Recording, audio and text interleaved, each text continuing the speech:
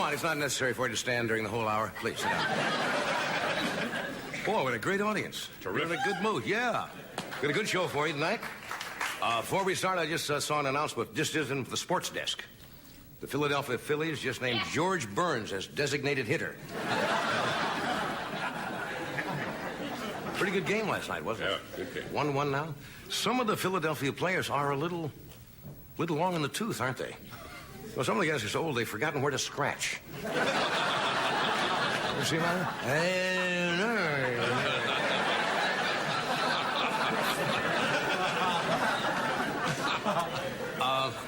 I lived in New York 17 years, and I cannot get used to baseball in Los Angeles, even though the Dodgers are out here. Remember, you'd go to Yankee Stadium, you'd go to Ebbets Field. Yeah. New York fans, no, we have great baseball fans, but New York fans are crazed. Yeah. You know, it's too laid back out here. Back in New York, they yell, George! Out here, you say, hey, go with your feelings.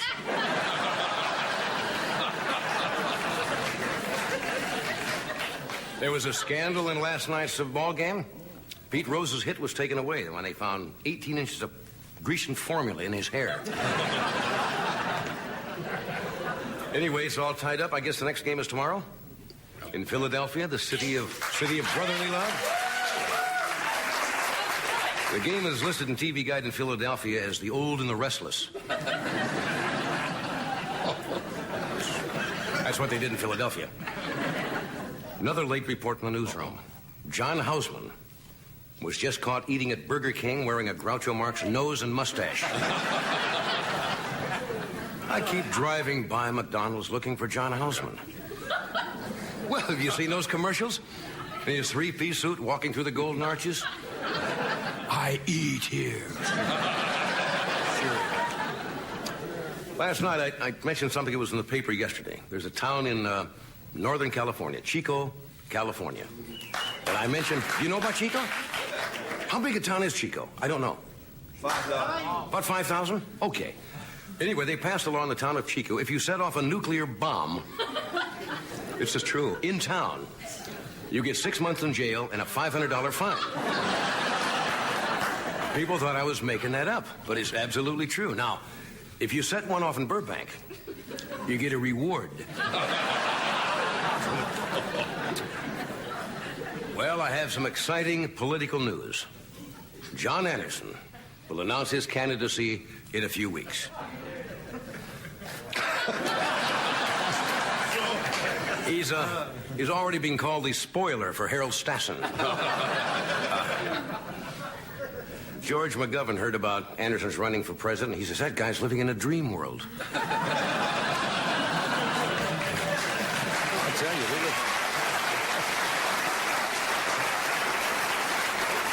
you, we live in a great country where any man can run for president. And they are. James Watt has created more controversy. A lot of Republicans in Congress are calling for the resignation of James Watt.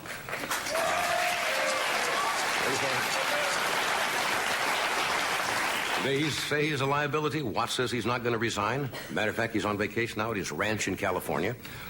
You can spot Watt's ranch if you drive by.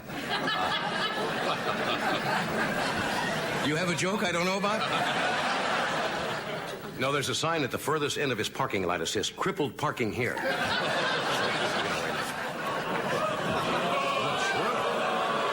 Well, I agree with you. You shouldn't have a sign like that. Now, I never thought I would see the day that Walt Disney Productions would be doing something that apparently they are doing, according to the paper. They're having financial problems, and to kind of recoup some of their losses, you know what they're doing? They're making their first film with nudity. I cannot believe that. It was in the paper. Is that true? Yes. Oh, Walt Disney must be spinning like a lathe in his grave. I can't. Not only that, but they have a cartoon out next week called Mickey and Goofy Decorate a Loft in San Francisco.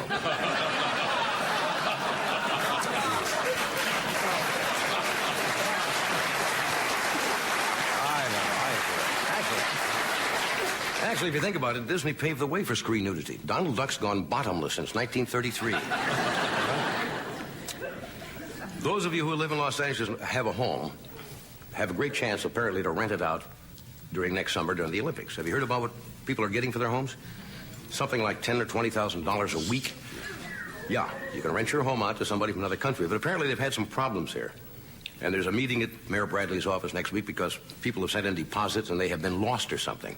And they say there are certain questions you should ask yourself and ask the prospective people who are going to rent your home. For example, never rent. Never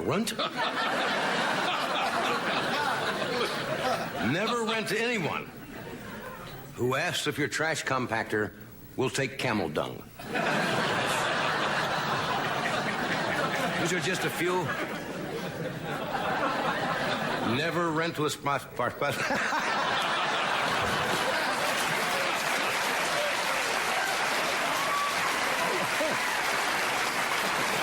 Never rent to anyone who calls your backyard ground zero. That's bad. And never rent to anyone who picks up, makes a long-distance phone call and says, ask for Muammar baby. Maybe 3 of those were too many. Now, I hate to finish the monologue on a sad note, but it is kind of sad. I'm going to tell you. Earl S. Tupper, the father of Tupperware. Yes, died today. He was 76 years old, lived in Costa Rica. I didn't know that. That's where the name came from. Earl Tupper. And he succumbed yesterday. And he was laid to rest last night in a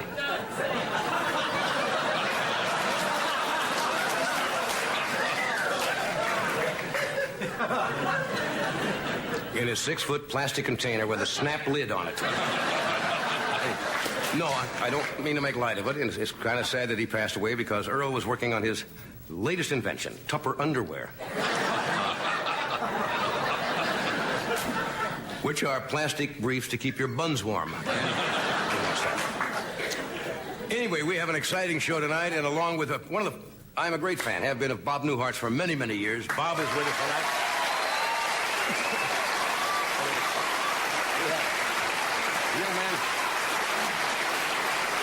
A really fine young actor who was one of the stars of a show that unfortunately the networks saw fit not to keep on the air. The show was called Paper Chase. His name is James Stevens. He is here. And, gentlemen, and we have the chief of police of a small town in Oklahoma. His name is Ronnie Porter, and Mr. Porter is here because he's been in the news lately because the town does not have a police car, and they're having trouble apprehending people. They have one, but apparently doesn't. It's not working too well, and it's been in the national news, so we invited Chief Porter here to explain his plight to us. And later on, as a special surprise, all the candidates, Democratic candidates running for president, will be out here and do a Conehead sketch. So, sounds like a great show, so stay with us.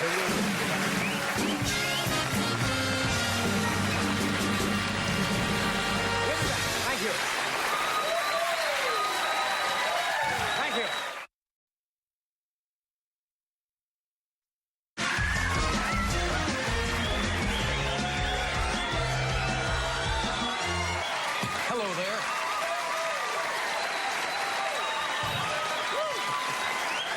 What's going on? What is this?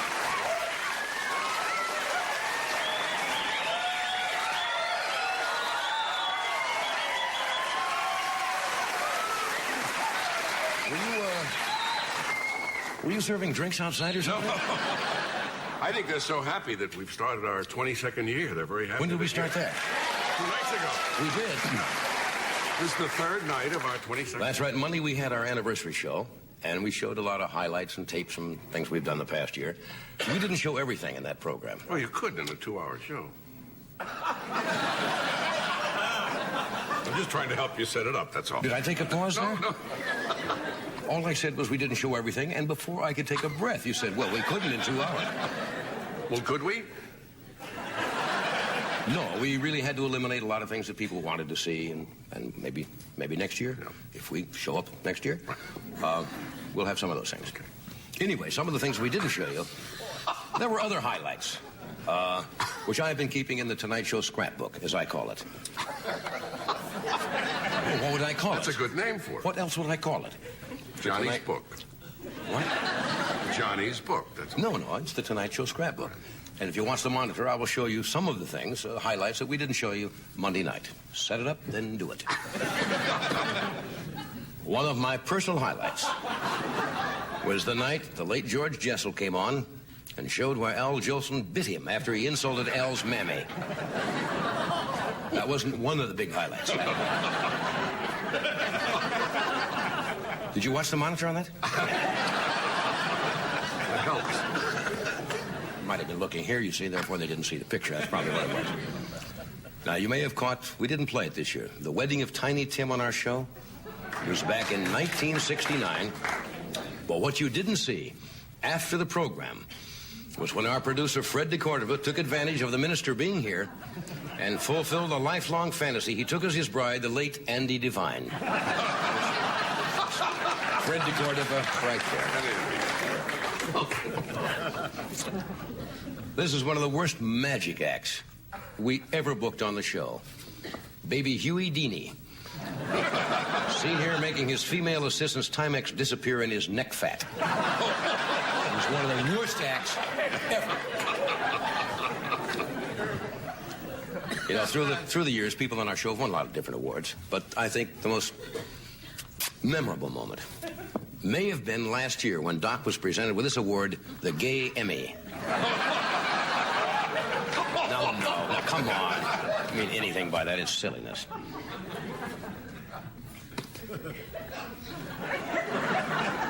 I don't like that one. You had it in the scrapbook and you don't like it.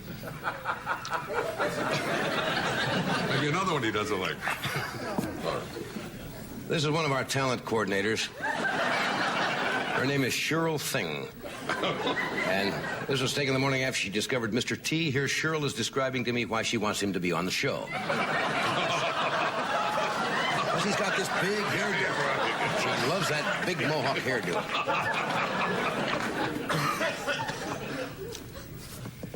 Here you see the NBC security guards escorting a man off the premises as they have every night for the last 21 years. This man has been pouring a half-ton of kitty litter in my parking space and making obscene sand sculptures. Let me just take a look at these.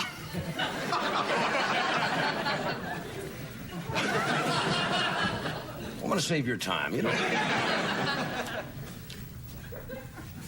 We're going to be finished early. Well, okay. All right. Now, every night, most people don't know this, I make a little extra money after the show by having my two ex-neighbors from Nebraska let their pigs loose in the audience to root for change that people in the audience have dropped in their seats. No, you're not sure on that one. You'll remember this. One of the most unusual acts, we featured her on the show in 1964. This matronly lady came on and went through the change of life while the band played the theme from Bonanza.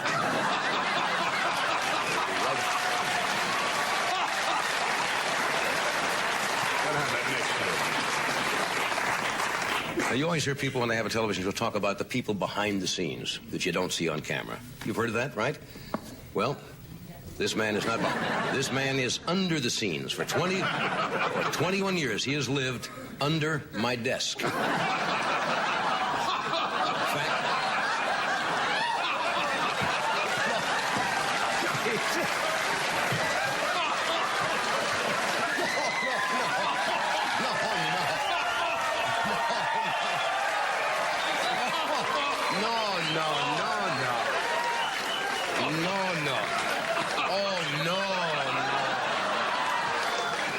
Some away? Oh, and I threw the others away.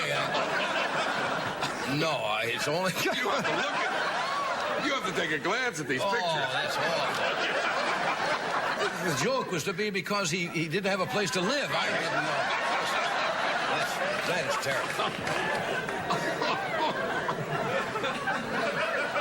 I've got to study these longer. Okay, this man has been sitting in a camp chair in the parking lot after every show for 21 years and annoying female members of our audience by asking them to guess what he's hiding under his Zorro hat. We got to get rid of him. I remember one night Ed snuck backstage during a dog act and tried to make a deal with a St. Bernard. Ed said if the dog would let him chug his barrel, Ed would let the dog suck the apple stains off his tie. Remember that? Now, every night during their dinner break, little known fact, the band calls up a weird restaurant in West Hollywood and orders mannequin parts to go. Here you see the restaurant delivering their order one night last week, a bucket of boobs. Now, that is the most ridiculous joke we've ever done.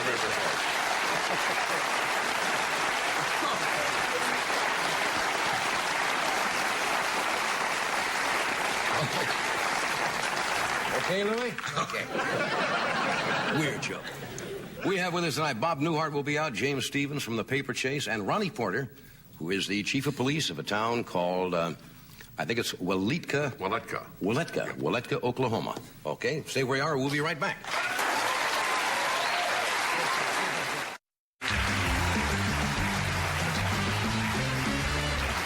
Thank you, Doc. We're back. Bob Newhart will be out in a while. James Stevens.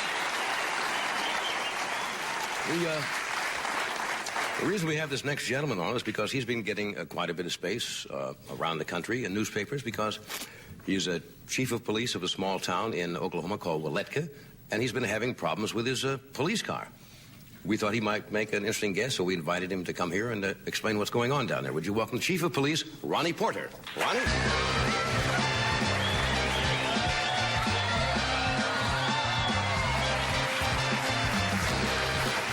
Chief, it's good to meet you. Glad to be here. We met backstage, and you were just coming through, and you looked a little chagrined because somebody said you were going to go into the makeup room. And you didn't know whether you wanted to be made up or not. Oh, yeah, I have to be. Yeah, we have to do that for television. It's nice to meet you. Glad to be here. Everybody want to tell Johnny hi. Yeah? So I just had them write a name on there, and I got about 22 foot of tape that say, hi, Johnny. Is that right? Are you putting me on? Can I take a look? Yes. We won't read them all, of course, but... All from Waletka? Waletka, I'm sorry. Waletka. You were right. I was right the first time. I said Waletka, and you corrected me. Whereabouts is Waletka? Waletka is 89 miles east of Oklahoma City. Right. And about 60 miles south and west of Tulsa. Right. How long you been chief of police there? I've been there about 6 months. About 6 months. Now, I understand that you have a small police force. Right. How many officers total? We have 4 men, and we did have one part-time. We had to cut back because of the budget, so we just have 4 men. Well, that's a small police force. I wanted to make you an honorary policeman on one condition. Yeah? You use your own car because we don't have one.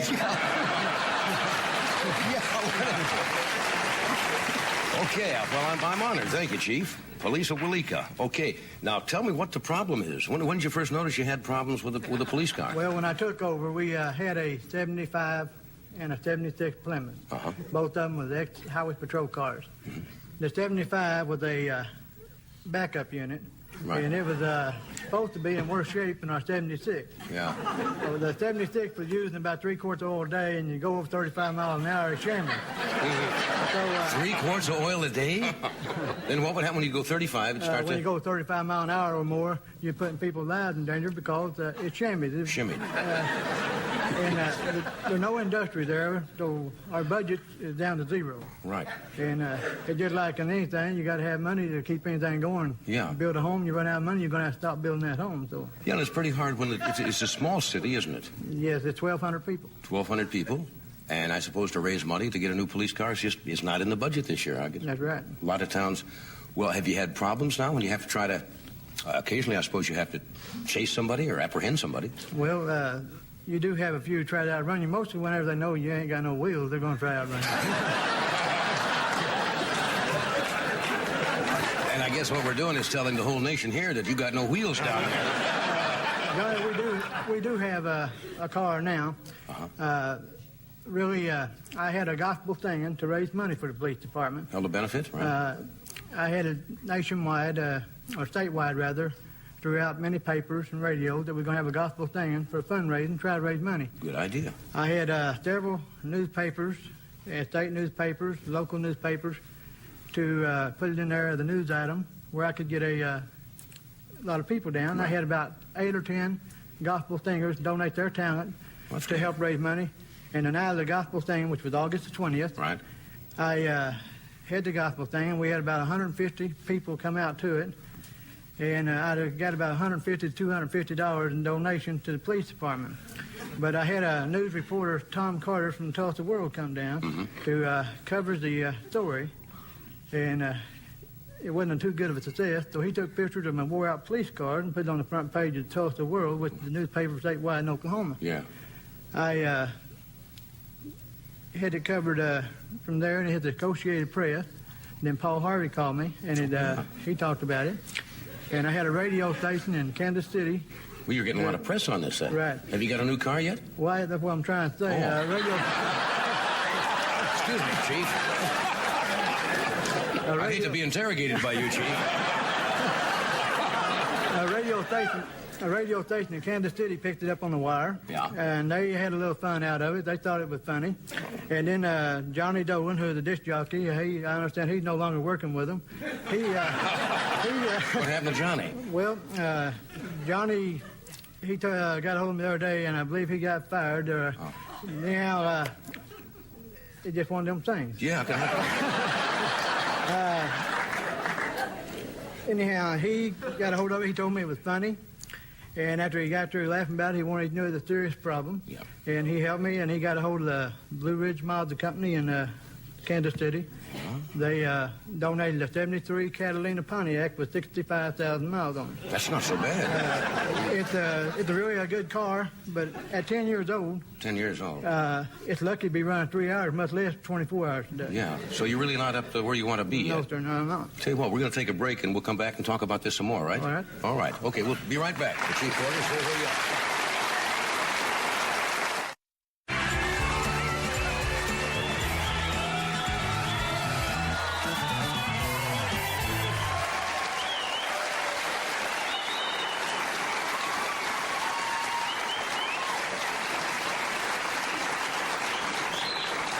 This is the city, Waleeka, Oklahoma. I work here. I'm a cop. Oh, excuse me. We're talking with Chief of Police of Waleeka, Oklahoma, Ronnie Porter. So you got a 63 now. 73. With the old car, did you ever succeed in pulling anybody over at all? Oh, yes, we could stop them. The only thing is when you got too fast like that, you put everybody's life in danger because they was, bad cars. Somebody told me once you stopped one of the local citizens, but while you were talking to her, your car started to smoke or something? Yes, sir. The wire shorted out, and up on making contact with her, looked back, and with the red light going, it shorted out, and it was smoking. So I told her slow it down, got back, and took care of my fire. So you got a real problem there, haven't you? Yes, sir. Yeah, you should have a good police car. Is there much crime in Waleeka at all? Any? Well, it's not a whole lot of crime, but Johnny is just like any other small town. You have to cope with anything that happens, and we have the same crime you have out here. We just don't have it as often. Yeah, well, that's probably true. You have a large jail, or? Well, it's not a large, it's a very small jail. Yeah. We have to take them to the county a lot of times and put them in the county jail. Right. What's the most unusual case since you've been at Waleeka that's happened? Most exciting case? Oh. Outside of the lady you stopped and your car caught on fire. I mean, that's... Well, I've been a chief for about a week. Whenever our police car was vandalized, we had On top of that, they vandalized the car? You have enough trouble. You mean they pick on the car, too? Well, you're not the most liked person, Yeah, of course. I've been a chief about a week. Our police car was vandalized, busted the windshield out of it, cut all 4 tires, which was fairly new tires. I had them apprehended. I was home in bed just about midnight. My patrolman called me. I went out, and I had them apprehended within about 3 hours. Yeah. Of course. They slashed your tires and broke the windshield. Yes, sir. Now, what kind of a punishment would you mete out for something like that? Well, this misdemeanor. Also, they are paying back for the car. Well, they should. They should pay back for the car. Are you from Waleeka yourself? No, sir, I'm not. I've been there about a year. I'm from Wewoka, Oklahoma. Exactly. Wewoka. These are all Indian names, right? Yes. These are all Indian names. How far is that from Waleeka? It's 36 miles. Now, do you commute, or do you actually stay in Waleeka? I live in Waleeka. Yeah. I have my family, my father, my sister, and brothers, they still live in Wewoka. That's good. That's real nice. I have something I was going to ask. I forgot what it was. Do you have any vice problems there at all? I mean, Oh, you know. I didn't understand what you said. Well, I mean, any vice problems, you know, like gambling or sexual misbehavior or, you know, that's a big problem in big cities. And Well, I'm sure they probably are. For gambling, no. No gambling. You know, like I say, we do have drug problems and things like this. There's a lot of problems we have that I haven't encountered yet, and a lot of them that I'll probably be surprised when I do, because it is a small town. But being a small town, like that, we do have the same problem. We just don't have. Just we had on a a bank smaller robbery there scale. about 8 years ago. Who would think There was a small bank town, robbery? Yes. How long ago was that? 8 years ago. And who would think a small town with 1,200 would have a bank robbery? But you know, they cracked the Bank of Walika, did they? The what? Was that the Walika Bank or that? Yeah, State National Bank of Walika. Yeah. Did you ever apprehend the? Well, I wasn't there, but I'm sure they did. Well, I didn't mean it was your fault. I mean, of course, without a car, it doesn't make much difference. Well, Chief, it's nice of you to come out here, and I really hope that the citizens down there, and maybe your appearance on this show will help people to. We can't ask for donations on the air, but maybe if they feel, you know, that they want to help out, maybe they'll do that, okay? Well, I appreciate it, because we could use a better car, but I'm proud of the one we got, because we can move now. Yeah, you can get out, as long as you can move. Chief, thank you. Give our best to everybody.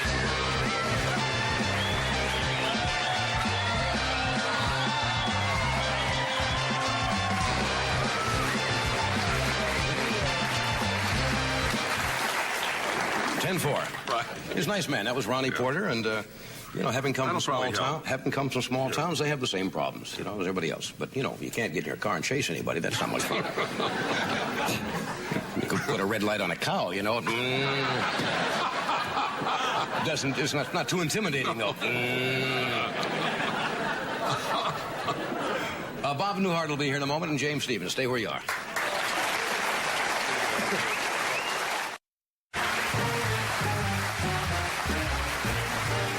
Yes, he's a good friend who's had much success in movies, television, radio, and nightclubs. His series, of course, is called Newhart. Will premiere on Monday, October 17th at 9:30. Would you welcome Bob Newhart?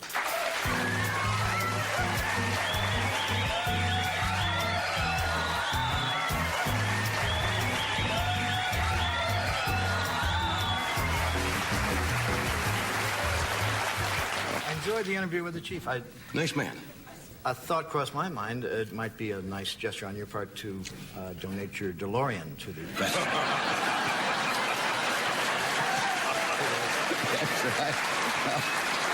Yes, that'd be kind of nice. A nice, sleek, modern, fully paid for. The gold doors might create problems. That's right, especially if you arrest somebody for drunkenness. You get in there, the doors.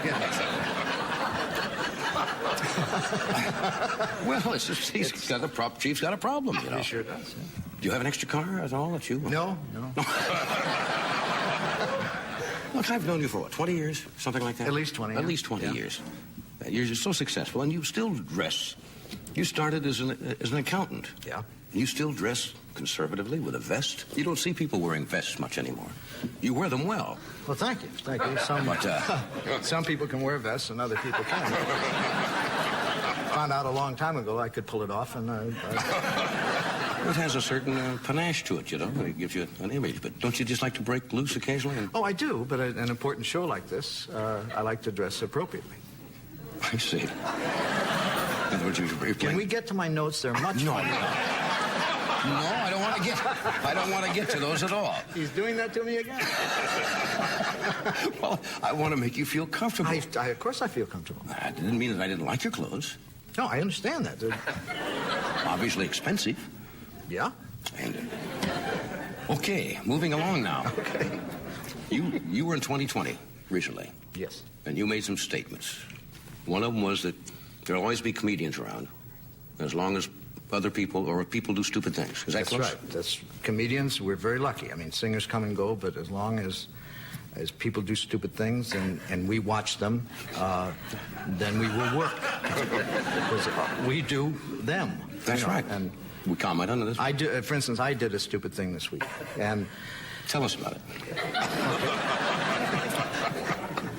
And it was one of those situations where I was glad no one else was around, you know, where you do something stupid and you look and you say, thank God no one saw that. Because we changed banks, went to a different bank. And as a precaution, I tore up my checks from the old bank because I was afraid, you know, somebody would find them and write a check. Sure. And then I tore up the deposit slips because apparently I was afraid that someone would try to deposit money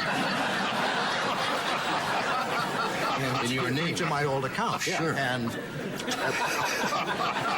pictured getting a call, you know, from the police saying, we've caught the guy who's been doing this. And do you want to prosecute? And say, well, of course I want to prosecute. He could go out, if you let him off, he could be depositing money in other people's accounts. How much has he got in there? Yeah. And then you felt foolish all of a sudden. You didn't want anybody to see I'm glad nobody was around, and here I am telling it. Yes. So you're right. Another thing, I went to we really don't read labels. I went to a vitamin store, and I get intimidated in most stores, hardware stores and vitamin stores, because I like to pretend I know, you know, but I don't really know. And I ordered something, and the woman said, would you like that natural or pre-digested? And I said, pre-digested. And I took it, and I got in the car, and then I realized, I began to picture how do they get it back in the bottle? I mean, I'd like a picture of the guy that pre-digested. Does this kind of work for a living? I have no idea how they do that. I don't know exactly what that means either. Were these vitamins or something? Vitamins, yes. You take? I haven't taken. I didn't used to do that. I'm doing it now. There's a whole thing about that life extension thing. You know, that they claim with vitamins you can live to be 120, 130 years old. Yeah. You know, but would you want to? You know, I don't know. I really don't. That's That's the question they haven't answered. That's right. What do you do those last? If you retire at 70, what do you do for 45 years, 50 years? Well, not only that, but I mean, there are going to be a lot more people around. You know, and it's going to be pretty crowded. You know, and not a lot of space. You know, and you're going to be, you know, standing around like.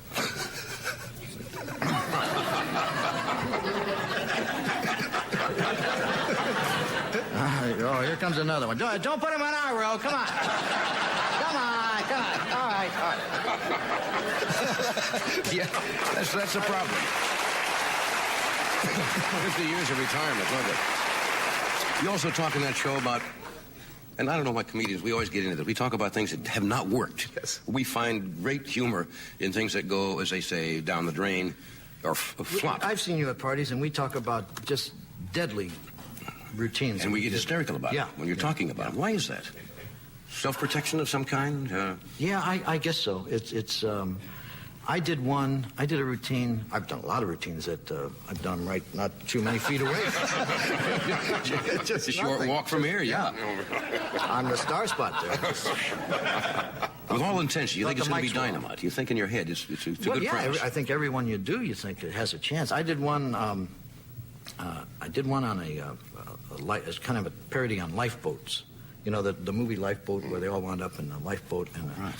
I did it with an English accent. I don't know if that had anything to do with it, but he explained that their biggest fear, they didn't know if they would be picked up right away or it could be several days. So the biggest fear was boredom. So they had to kind of amuse themselves in the lifeboat. And so the guy kind of got up an amateur hour in the lifeboat to take their minds off of their plight. And now that sounds pretty amusing. Wait. I know it's going to be tragic, but it sounds good. So one guy raised his hand and he said, "And what do you do, sir?" And he said, "You're able to take your eyeglasses off with your tongue." I don't think that's quite.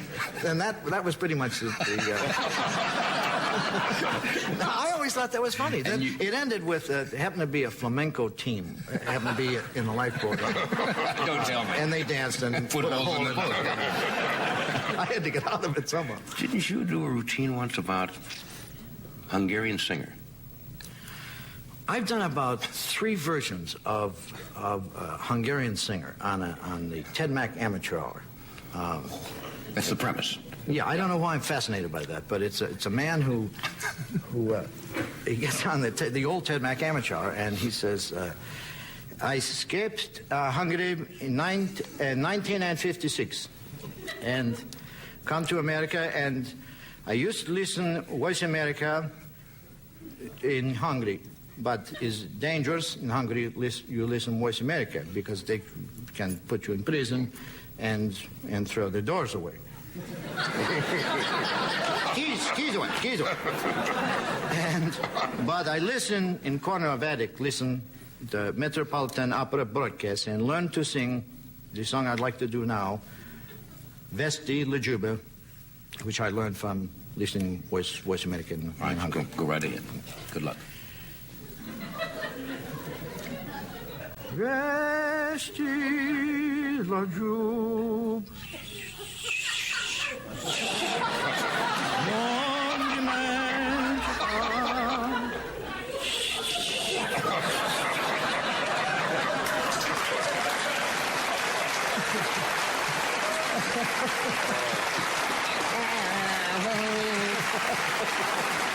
Well, but that's possible. I mean, that's funny. entirely See, possible. That's funny. Now, when you've tried that, has it?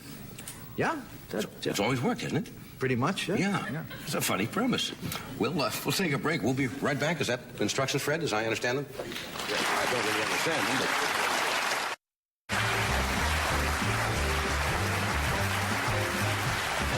I would like to bring this young man out because we got a little behind time, and you'll be back with us soon, won't you? Thank you, John. Thank you very much. He's a fine young actor. He was the co-star of the television series Paper Chase, which is now on cable TV starting again on October the 15th. Would you welcome James Stephens?